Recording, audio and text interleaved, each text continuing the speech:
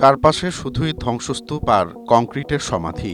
যেখানে জীবন প্রতি মুহূর্তে মৃত্যুর সঙ্গে পাঞ্জা লড়ছে, সেখানে এক যুবক অদ্ভুত এক নেশায় মত্ত।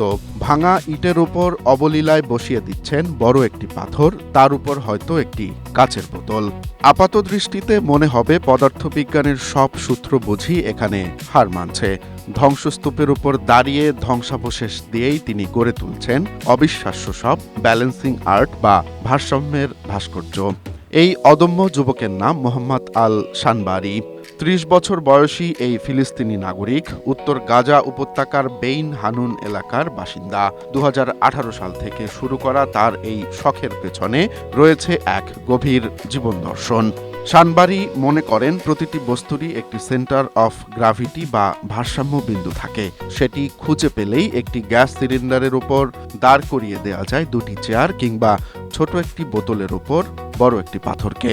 ২০১৯ সালে গাজা ট্যালেন্ট শোতে প্রথম স্থান জয়ী শানবারি বলেন, রাস্তা দিয়ে হাঁটার সময় যখনই কোনো ধ্বংসাবশেষ দেখি, আমি সেগুলোকে ভারসাম্যপূর্ণভাবে সাজানোর চেষ্টা করি। এটি আমার ভেতরের নেতিবাচক শক্তি দূর করতে সাহায্য করে। খেলাধুলা প্রিয় পরিবারে বেড়ে ওঠা এই যুবক ইন্টারনেট দেখে নিজেই রপ্ত করেছেন এই কঠিন শিল্প।